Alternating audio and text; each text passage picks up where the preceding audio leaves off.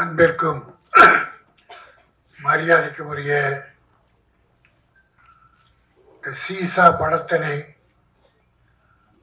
வெற்றி பெற வேண்டும் என வாழ்த்த வந்திருக்கிற மேடையில் இருக்கிற வல்லவர்களே, இதில் வந்திருக்கிற உள்ளத்தின் அடித்தளத்திலிருந்து ஆழ் மனதிலிருந்து வாழ்த்த வந்திருக்கிற நல்லவர்களே, உங்கள் அத்தனை பேருக்கும் என்னுடைய நன்றி கலந்த வாழ்த்தினையும் வணக்கத்தையும் தெரிவித்துக் கொள்கிறேன். டைரக்டர் குணா அவர்கள் நேற்று இரவு என்னை சந்தித்து அழைத்தார்கள்.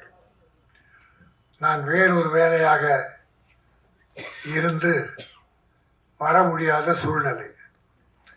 நான் இவ்வளோ சொன்னேன், நான் எர்ணாவூர் பக்கம் இருக்கேன், அங்கிருந்து வர்றதுக்கு இல்லை எப்படியாவது வந்து ஆகணும். நான் அன்பு கட்டளை இயக்குனுடைய அந்த அன்பு கட்டளை ஏற்று சின்ன படம் பெரிய படமாக வேண்டும், நம்முடைய நல்ல உள்ளத்தாலே அதை வாழ்த்த வேண்டும். வைப்ரேஷன் வேறு ஒன்றும் இல்லை, நல்லவங்கெல்லாம் சேர்ந்து ஆழ் மனதிலிருந்து வாழ்த்துதல், இறைவனை வேண்டுதல், அது வெற்றிக்கு அறிகுறியாகும். அது அப்புறம் டைரக்டருடைய திறமை, ப்ரொடியூசருடைய அதிர்ஷ்டம். இதுல என்னன்னா, ப்ரொடியூசர் ஒரு மருத்துவர். அந்த மருத்துவ வேலையை பார்க்காம கதை எழுதுறது, கவிதை எழுதுறது, அதையும் சேர்த்து பார்த்துருக்காரு. அப்போ ஒரு பேஷண்ட் போறார், போகும்போது நல்ல மாதிரியா பேசி பழகி, அப்போ டாக்டருடைய குணம் தெரியுது. எந்த பேஷண்ட் போனாலும் அவங்களோட மனசு விட்டு பேசி அவங்களுடைய பிரச்சனைகளை தெரிந்து முடிந்தா உதவி பண்றது, இல்லைன்னா நோய் தேக்கிறது. மனநல மருத்துவரா? ரொம்ப மகிழ்ச்சி.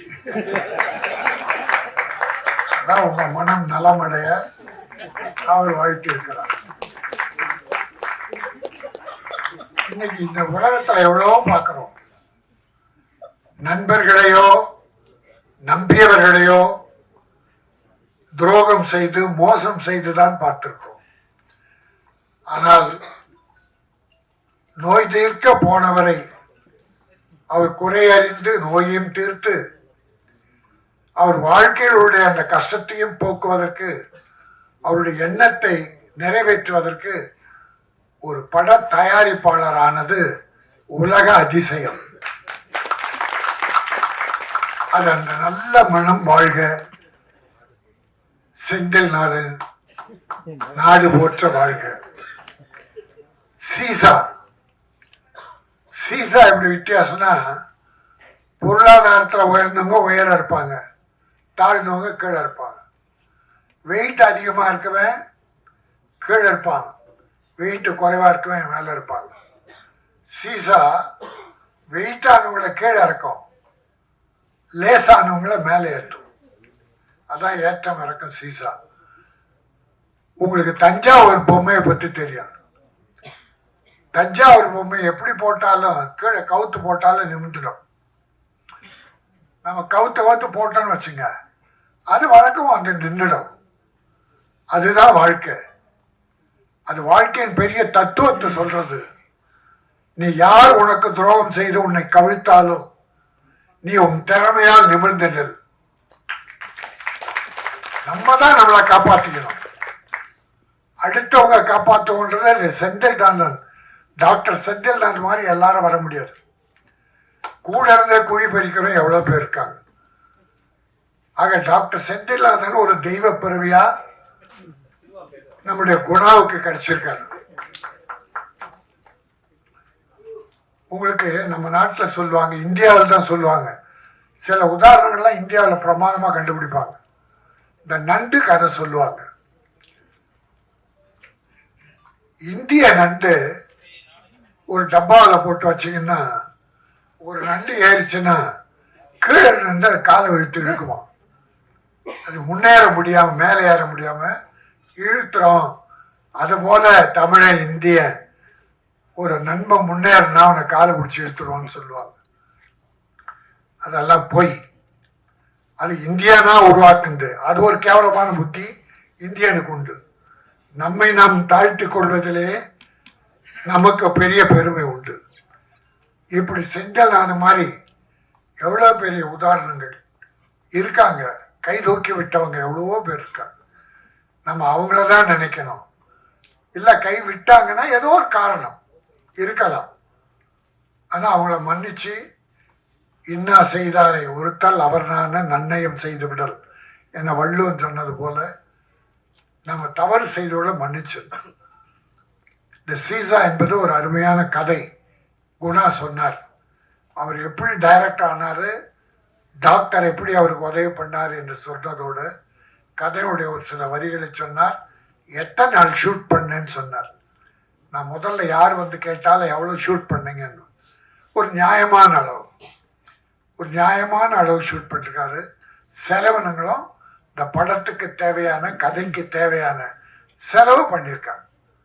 மிதமிஞ்சியும் அவர் பண்ணிடல. ஆக அப்படி ஒரு நல்ல டைரக்டர் தமிழுக்கு கிடைத்திருக்காரு. அவரை டாக்டர் அறிமுகப்படுத்திருக்காரு.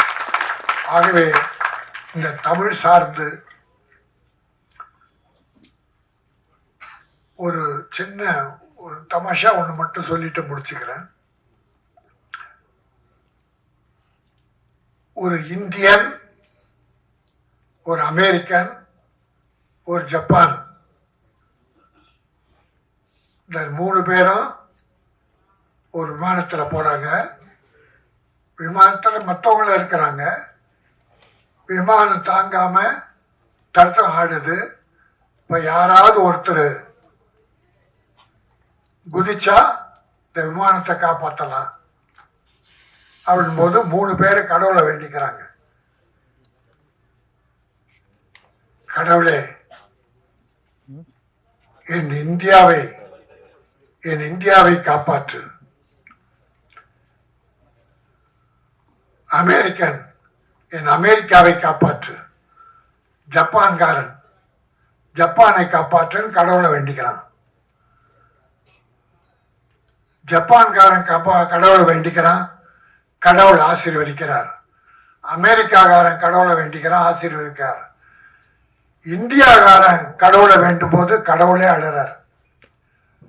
கடவுள் ஓன் அழுறார். என்னன்னா இந்தியாவை காப்பாற்ற இந்தியனே இல்லை. சரியா, இந்தியாவிலே ஆட்கள் இல்லை. ஆக எல்லாரும் சேர்ந்தாலும் இந்தியாவை காப்பாற்றுறது கஷ்டம் அப்படின்னு ஒரு உதாரணம் சொல்லுவாங்க. அதெல்லாம் போய் அப்படிப்பட்ட உதாரணங்களை சூது மனம் படைத்தவர்கள், குறைபாடு மனம் படைத்தவர்கள் தான் சொல்லுவாங்க. எல்லாருமே பாசிட்டிவா நான் வளரணும், நீ வளரணும், நாடு வளரணும், எல்லாரும் வளரணும் என்கிற எண்ணம் யாருக்கெல்லாம் இருக்கிறதோ அவர்கள் மனம் தூய்மையாக இருக்கும்.